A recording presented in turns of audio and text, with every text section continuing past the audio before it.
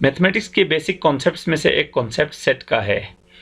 Set की जो मौजूदा डेफिनेशन है या इसका जो मौजूदा कॉन्सेप्ट है वो दिया है जॉर्ज कैंटर ने, इसीलिए हम सेट थ्योरी को कैंटर सेट थ्योरी भी कहते हैं। इस कॉन्सेप्ट के मुताबिक सेट बेसिकली एक कलेक्शन है यूनिक या डिस्टिंक्ट ऑब्जेक्ट्स का जो कि वेल डिफाइंड हो, यानी डिस्टिंक्ट ऑब्जेक्ट्स का एक ऐसा कलेक्शन जो वेल डिफाइंड हो, तो उस कलेक्शन को हम सेट कहते हैं।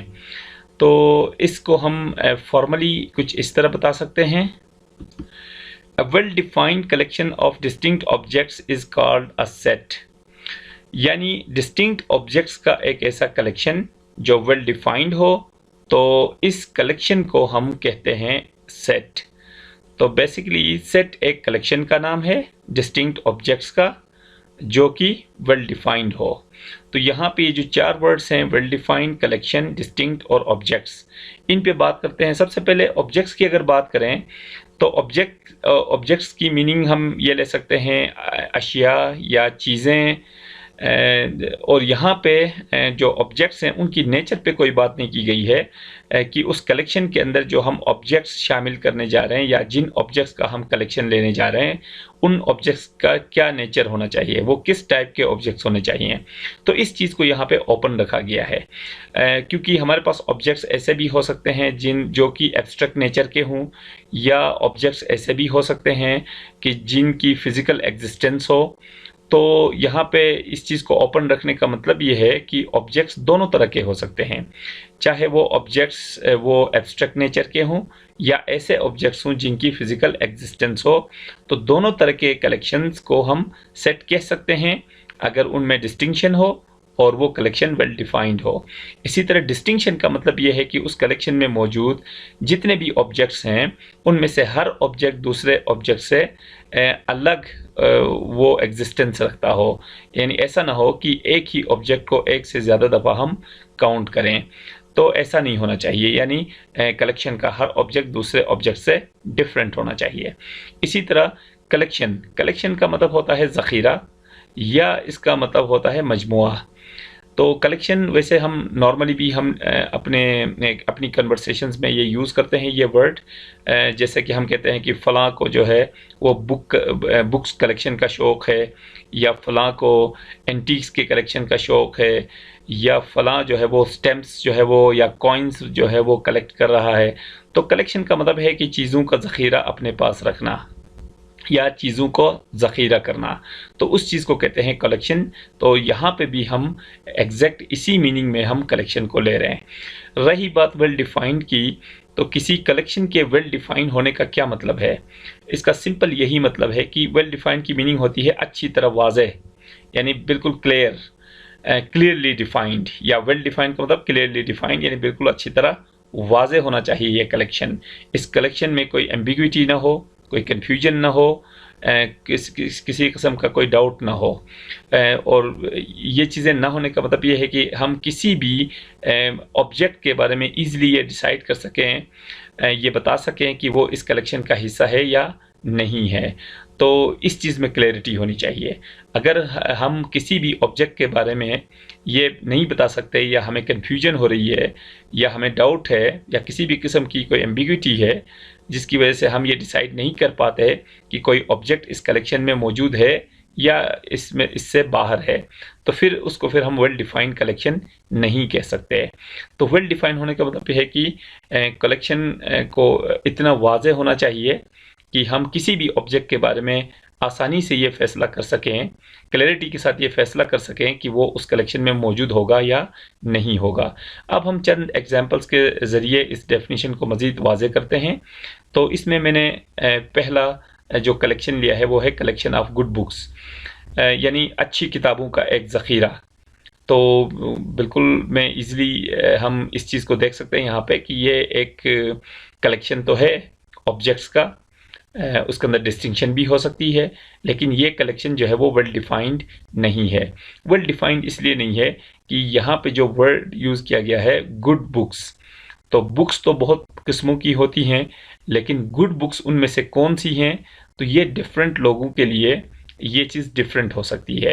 यानी कुछ लोगों के लिए हो सकता है वो लिटरेचर की कोई बुक अच्छी हो, और कुछ लोगों की नज़र में हो सकता है साइंस की कोई बुक अच्छी हो, और कुछ लोगों के लिए हो सकता है वो पोइट्री या किसी आर्ट की कोई बुक उनके लिए अच्छी हो, या कुछ लोगों के लिए कोई मेडिकल या इस तरह की कोई और प्रोफेशनल जो डिसिप्लिन से रिलेटेड कोई बुक है वो उनके लिए अच्छी हो सकती है। तो अच्छी किताब जो है या अच्छी किताबें, ये एक ऐसा वर्ड है जिसमें क्लैरिटी नहीं है। कोई भी शख्स जो है वो ये नहीं कह सकता है कि किसी बुक के बारे में कि वो उस कलेक्शन का हिस्सा है या नहीं है, क्योंकि मेरे लिए गुड बुक्स का क्राइटेरिया कुछ और है, किसी और के लिए गुड बुक्स का क्राइटेरिया कुछ और हो सकता है, क्योंकि हर शख्स की अपनी एक पसंद होती है। और इवन कि एक ही फील्ड के अंदर भी अगर बात करें, तो जैसे अगर हम नॉवेल्स की बात करें, तो डिफरेंट लोगों का डिफरेंट टेस्ट होता है।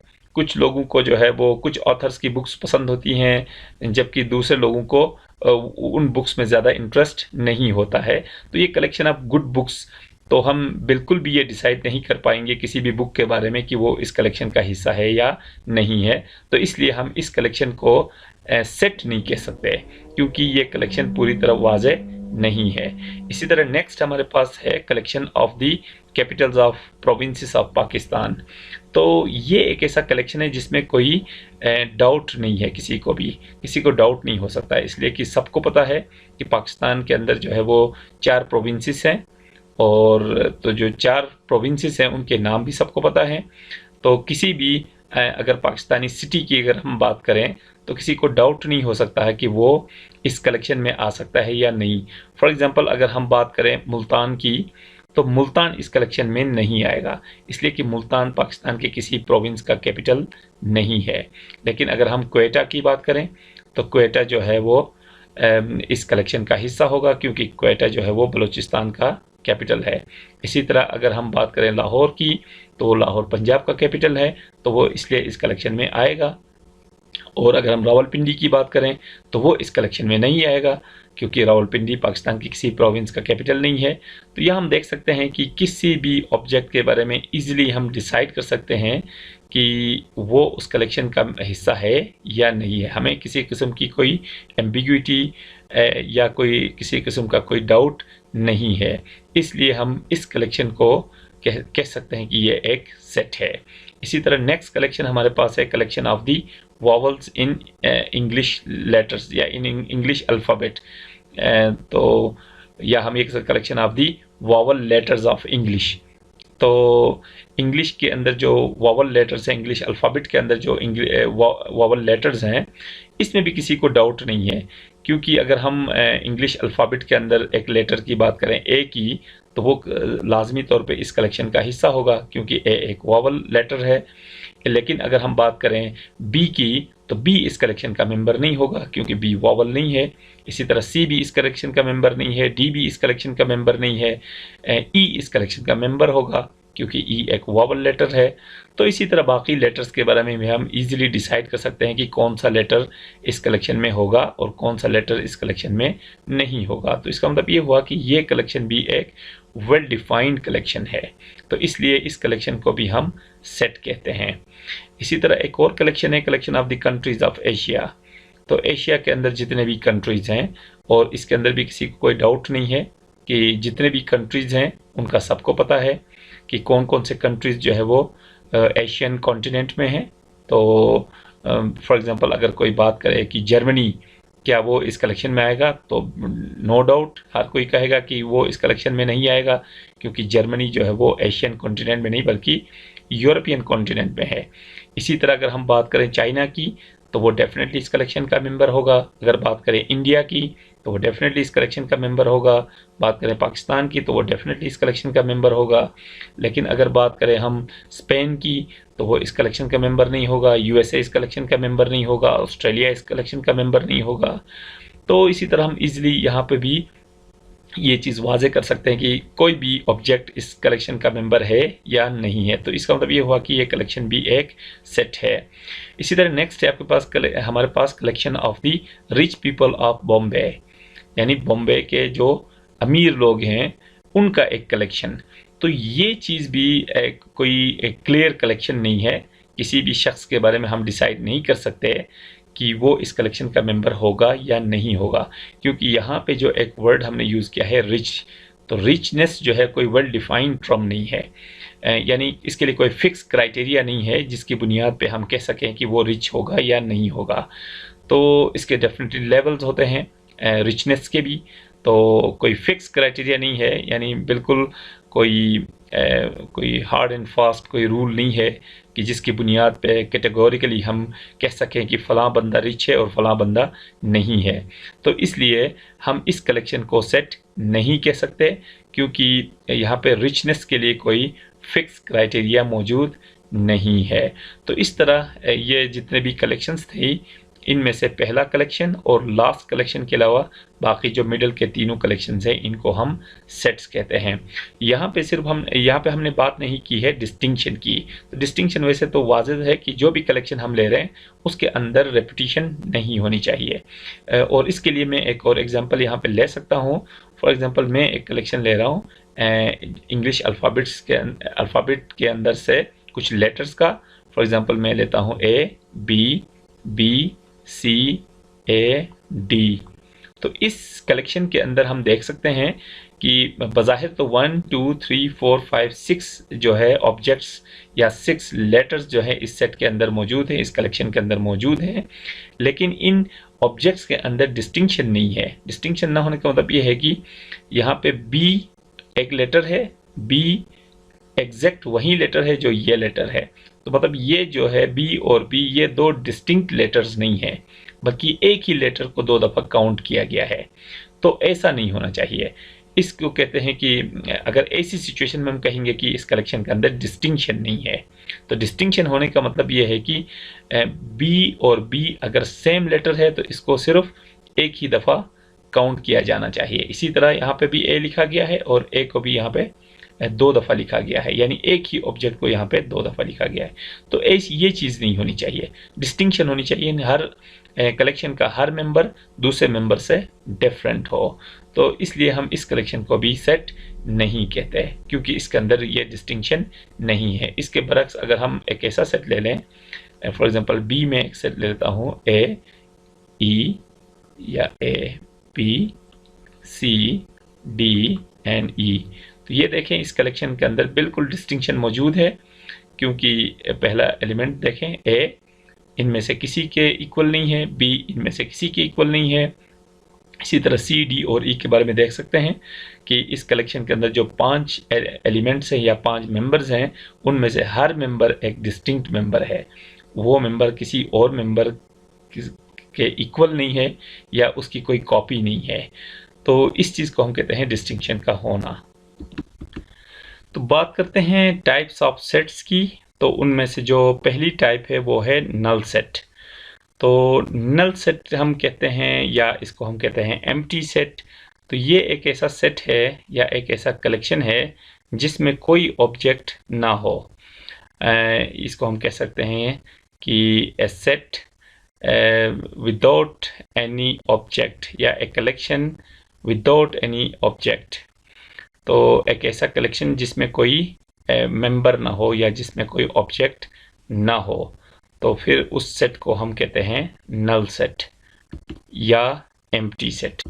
और इस सेट को हम लिखते हैं फाई, या हम इसको लिखते हैं ब्रैकेट्स के दरमियान बगैर किसी एलिमेंट के दो ब्रैकेट्स को हम यूँ लिखते हैं नल सेट को रिप्रेजेंट करने के लिए, या हम लिखते हैं डायरेक्ट फाई। इसी तरह सेकंड टाइप है सिंगलटन सेट। सिंगलटन सेट जैसे कि नाम से ही जाहिर है, a set consisting of exact one element or one member, यानी एक ऐसा सेट जिसमें सिर्फ और सिर्फ एक ही ऑब्जेक्ट हो, यानी ऐसा कलेक्शन जिसमें सिर्फ एक ही ऑब्जेक्ट हो, जिसको हम कहते हैं सिंगलटन सेट। जैसे कि हम लिख सकते हैं a set consisting exact one element like 2, जैसे एक ही नंबर पर मुश्तमिल एक सेट है तो इसको हम सिंगलटन सेट कह सकते हैं। या इसी तरह ऐसा सेट जिसके अंदर हमारे पास सिर्फ एक ही इंग्लिश का लेटर हो, तो इसको भी हम कहेंगे सिंगलटन सेट। एक और कॉन्सेप्ट है इसके अंदर यूनिवर्सल सेट का। यूनिवर्सल सेट को हम डिफाइन कर सकते हैं a set consisting of all the elements of the sets under consideration, यानी a set consisting the members of बल्कि यहाँ पे लिख सकते हैं all the members of the sets under consideration, यानी एक ऐसा सेट जिसमें अंडर कंसिडरेशन तमाम सेट्स के मेंबर्स उस एक सेट में मौजूद हों, तो ऐसे सेट को हम कहते हैं यूनिवर्सल सेट। फॉर एग्जांपल हम किसी प्रॉब्लम पे काम कर रहे हैं और इसके अंदर कुछ सेट्स इन्वॉल्व हैं ए, बी, सी एंड डी, यानी हम एक सिचुएशन के ऊपर काम कर रहे हैं और उस सिचुएशन के अंदर 4 सेट्स इन्वॉल्व हैं। तो ये तो एक सिंगल सेट जिसको हम यू से रिप्रेजेंट करें, तो जिसके अंदर ए, बी, सी, डी इन चारों के मेंबर्स इस एक सेट के अंदर हों, तो फिर ये सिंगल सेट इन चारों के लिए यूनिवर्सल सेट कहलाता है। तो यूनिवर्सल सेट की कुछ एग्जांपल्स में हम ये कह सकते हैं, फॉर एग्जांपल अगर मेरे पास ए एक सेट है 1, 2, 3, इसी तरह बी एक सेट है 2, 4, 6 और सी एक सेट है फॉर एग्जांपल 1, 5, 10, 12। तो ये फॉर एग्जांपल अगर 3 सेट्स हैं अंडर कंसिडरेशन, तो एक ऐसा सेट जिसके अंदर इन तीनों सेट्स के मेंबर्स मौजूद हों, यानी 1, 2, 3, 4, 5, 6 और ये 7, 8, 9, 10, 11, 12, 13। तो इस सेट को हम कह सकते हैं कि ये इन तीनों का यूनिवर्सल सेट है। वो इसलिए कि ये एक ऐसा सिंगल सेट है जिसमें अंडर कंसिडरेशन जितने भी सेट्स हैं ए, बी और सी, उन तीनों के मेंबर्स इस सेट के अंदर मौजूद हैं। तो फिर ऐसे सेट को हम यूनिवर्सल सेट कहते हैं। और यहाँ पे ये भी बता दूं कि अगर जितने भी अंडर कंसिडरेशन सेट्स हैं उनके लिए एक ही सेट यूनिवर्सल नहीं हो सकता, बल्कि उनके लिए यूनिवर्सल सेट्स एक से ज़्यादा भी हो सकते हैं। तो यहाँ पे कन्फ्यूजन ये भी होती है कि चूंकि इस सेट के अंदर एक एलिमेंट है 8 जो कि इन तीनों में से किसी सेट का मेंबर नहीं है, एक एलिमेंट 9 है जो कि इन तीनों में से किसी का मेंबर नहीं है, 7 एक एलिमेंट यू के अंदर मौजूद है जो कि इन तीनों में से किसी का मेंबर नहीं है, तो क्या फिर भी इसको हम यूनिवर्सल सेट कहेंगे? तो इसका आंसर है बिल्कुल हाँ। ये यू जो है वो स्टिल इन तीनों के लिए यूनिवर्सल सेट है, क्योंकि इसकी जो डेफिनेशन हमने लिखी है उसके मुताबिक जो रिक्वायरमेंट है वो ये है कि अंडर कंसिडरेशन जितने भी सेट्स हैं उनके तमाम मेंबर्स उस सेट के अंदर मौजूद होने चाहिए। तो यहाँ पे ये कहीं नहीं लिखा गया कि उसके अंदर उससे ज़्यादा एलिमेंट्स नहीं हो सकते, सिर्फ इसमें यह लिखा गया है कि इन तीनों के सारे एलिमेंट्स उस सेट के अंदर लाजमी होने चाहिए। बाकी उनके अलावा इजाफी एलिमेंट्स भी उसके अंदर हो सकते हैं, जैसे कि इस केस में हमने लिए। और अगर हम इस चीज़ को एक्सेप्ट करें तो फिर हमें ये मानना पड़ेगा कि इन तीनों के लिए एक यूनिवर्सल सेट का होना ज़रूरी नहीं है, बल्कि इससे एक से ज़्यादा इन तीनों के लिए यूनिवर्सल सेट्स बन सकते हैं।